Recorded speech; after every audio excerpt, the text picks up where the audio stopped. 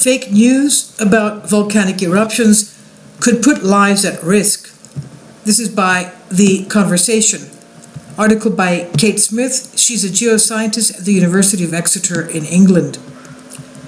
The Icelandic volcano Eyjafjallajökull made worldwide headlines back in 2010 when it erupted ash that was blown towards Europe so that air traffic was grounded across the continent. More recently, the volcano's bigger sister and neighbor, Katla, has also been in the news. First, the paper said the giant volcano, quote-unquote, was ready to blow, yet within days, articles were appearing to say that it was all a mistake and the eruption news was premature. So what is going on? Over the past 1,100 years, Katla has erupted at least 21 times, an average of around every 50 years or so. It's exactly a century since the volcano's last major eruption through the ice, which produced a 14-kilometer high column of fragmented volcanic rocks and gas, as well as enormous floods of meltwater, sediment, and ice. But this does not mean that another is due. Volcanoes don't erupt to schedule. So why do headlines regularly appear to suggest this is the case?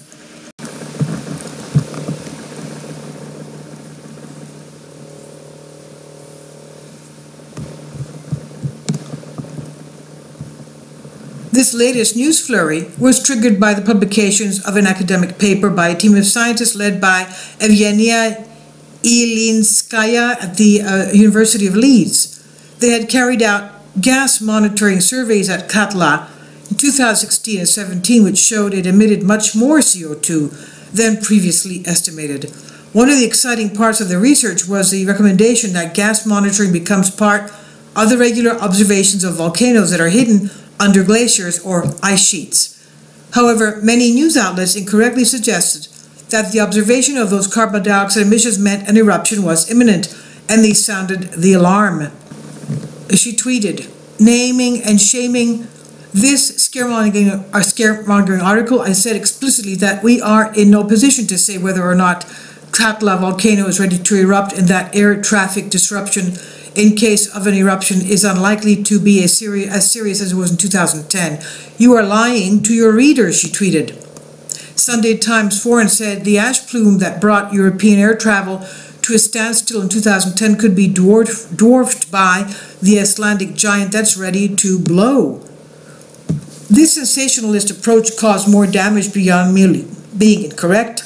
From a distance, readers and viewers might be interested in the science, the human story, or because even faraway eruptions can have economic or health costs. But for those living in the shadow of the eruption, the immediate impacts are far more pressing, or even life-threatening.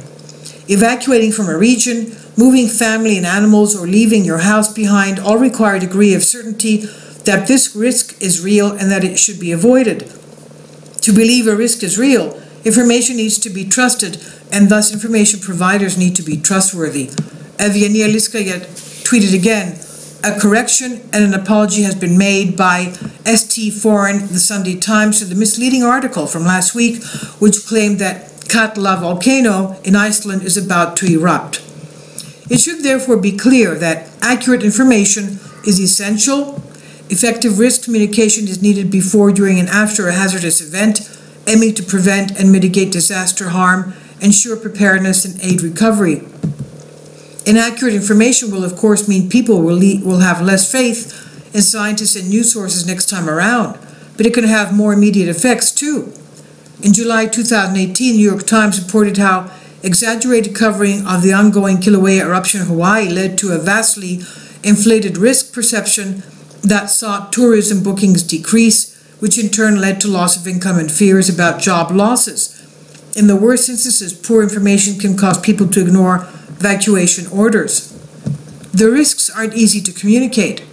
Hazards do not occur in an easy-to-predict way. They can happen with little warning, and risk assessments virtually always deal in probabilities rather than absolute certainty. Concepts such as 100-year floods are famously challenging to understand or relate to. In addition, risks to people are influenced by factors such as wealth, age, health, physical ability, whether you own a car, or which floor your apartment's on, so they can vary from person to person and house to house. Communicating this information, therefore, comes with responsibilities. By crying wolf too many times, even if the warnings are not directly from scientists or the authorities, the media can strongly influence risk perception and create a warning fatigue. Journalists and editors must consider the ripple effects from an overly sensational news article and the potential consequences for lives. It does not take long for inaccurate news to spread and multiply across the internet.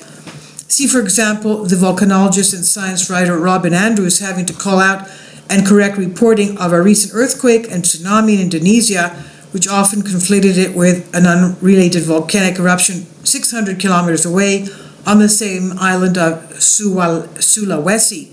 The flip side of this is that competent, reliable communications can boost public trust and reduce fear and panic, helping people to take well-informed actions.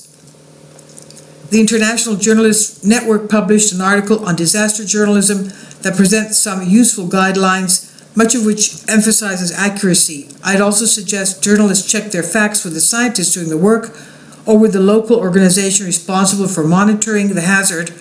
Journalists should also avoid simplifying the forecasting process too much, ensuring that a possible scenario or time frame is not presented as something of certainty. Readers should always be referred to a reliable source of further information. These simple measures can be used as a blueprint for strengthening reporting accuracy and so help regain trust in science communication and the media.